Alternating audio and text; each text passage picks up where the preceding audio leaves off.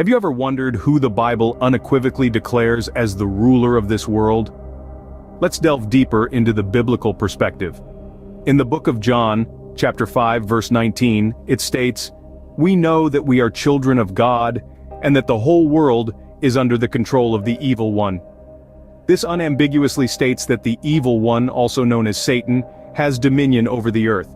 In 2 Corinthians chapter 4, verse 4, it's written that the God of this age has blinded the minds of unbelievers, so that they cannot see the light of the gospel that displays the glory of Christ, who is the image of God. This implies that the God of this age is not the God of the Bible, but rather Satan, the force working against it.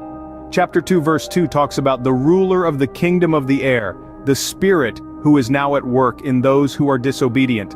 It's clear that the Bible is talking about Satan here.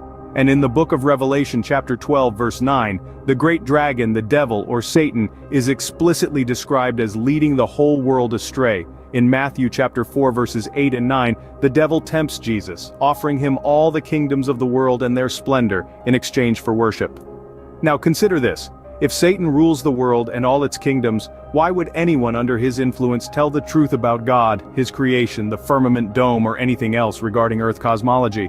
The scriptures undeniably indicates that Satan, the devil, is the ruler of this world. One must question, then, the integrity of messages about the Earth and its cosmology coming from those under his sway. Often referred to as the Beast 666, Aleister Crowley is one of the founders of NASA, was a figure shrouded in darkness and infamy. Born in the year 1875, he was renowned for his obsessive involvement in occultism and ceremonial magic, practices linked to devil worship. Crowley was raised in a devout Christian family, but he would later reject this religious upbringing, adopting the name Aleister in an ambitious quest for fame. His time spent at Cambridge University marked his introduction to the world of Satanism, and eventually led him to the Hermetic Order of the Golden Dawn. In this secret society, Crowley's interest in ceremonial magic and drug rituals deepened, an interest that took him further away from conventional norms and even closer to the worship of demons. Crowley continued to publish works on the occult and Satanism, living a lifestyle that was undeniably far from ordinary. While in Paris, he encountered Rose, who became his inspiration to establish his own religion, Thelema, founded on the satanic principle of "do what thou wilt," a clear defiance against biblical teachings.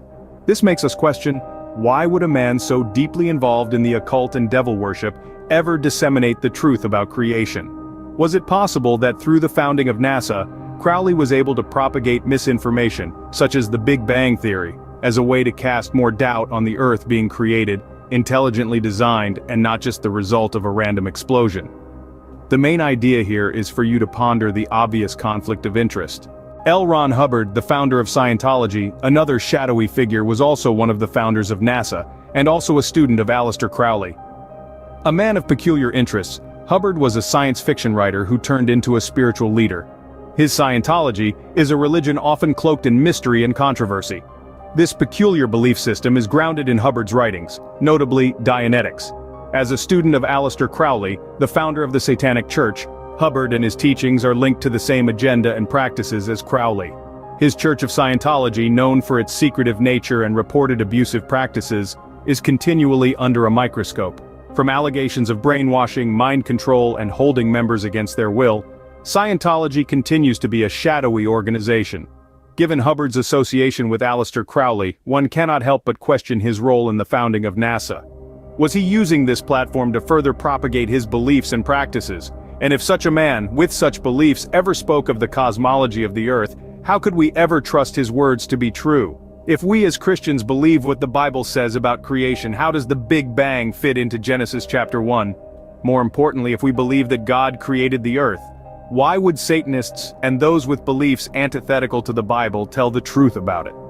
As you reflect on L. Ron Hubbard's role in the founding of NASA, remember, the main idea is to ponder the obvious conflicts of interest as it relates to Hubbard describing what God has created. Jack Parsons is number 3 on the list of NASA founders, a man known more for his notorious ties to the occult than his scientific breakthroughs. Revered for his major contributions to rocket technology, Parsons was undeniably a pioneer. Yet, beneath the facade of his scientific achievements lay a much darker truth. Whispers circulated about his association with satanic cults, casting an eerie shadow on his image. Parsons was not merely a scientist. He was an ardent disciple of Aleister Crowley, the infamous occultist. His obsession with the occult was far from a minor detail. It was a fervent passion that dominated his life. From engaging in cryptic ceremonies to reportedly summoning spirits, Parsons blurred the boundaries between science and the supernatural. This strange duality of his character begs the question, can a man with such associations ever tell the truth about God's creation?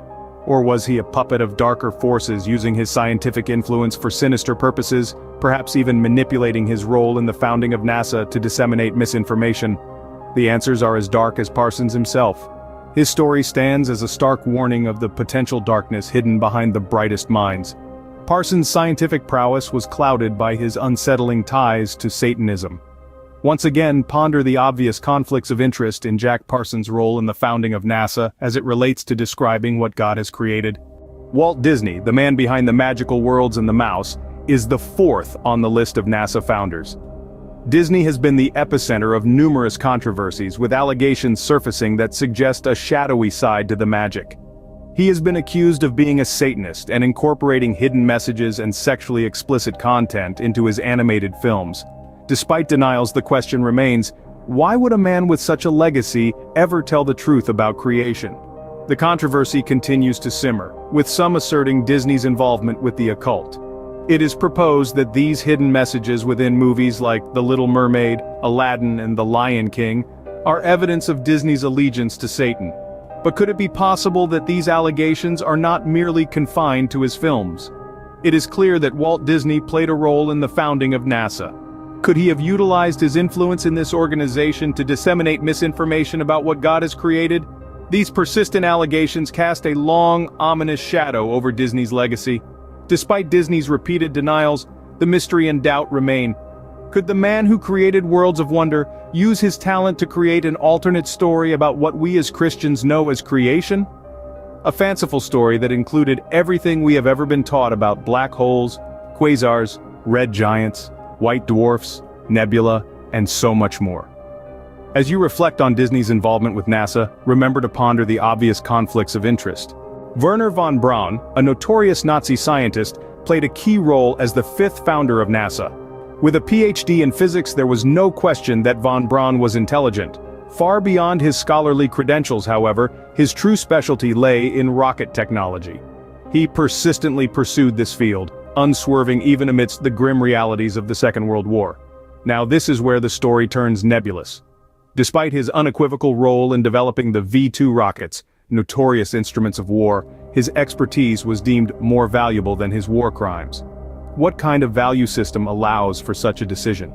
In a controversial move that ignited intense debates, the United States employed him to work on their own rocket technology post-war. Von Braun was indeed no ordinary scientist. On the contrary, he was a man whose brilliance was overshadowed by his involvement in the heinous crimes perpetrated by the Nazi regime. This dark association prompts us to ask pivotal questions that continue to echo through the corridors of history. Can the accomplishments of a scientist be disentangled from his moral compass? Can the fruits of his labor ever cleanse the blood from his hands? The conundrum of von Braun doesn't end here, though. His tombstone inscription, Psalm 19 verse 1 states, "The heavens are telling the glory of God, and the firmament, dome, proclaims his handiwork." This inscription initiated a cascade of debates about biblical truths, and even flat earth discussions. The firmament, as described in the Bible, signifies the vault or dome of the heavens.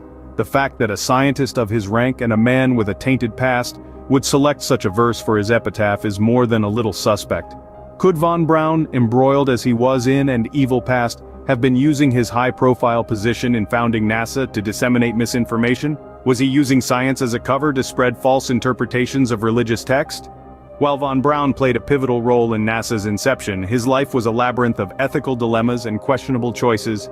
His story forces us to grapple with the blurred lines between genius and insanity, between right and wrong, and challenges us to interrogate the influence wielded by those with an unpalatable history. The paradox of von Braun's life and career stands as a stark illustration of the dichotomy between scientific accomplishment and moral ambiguity.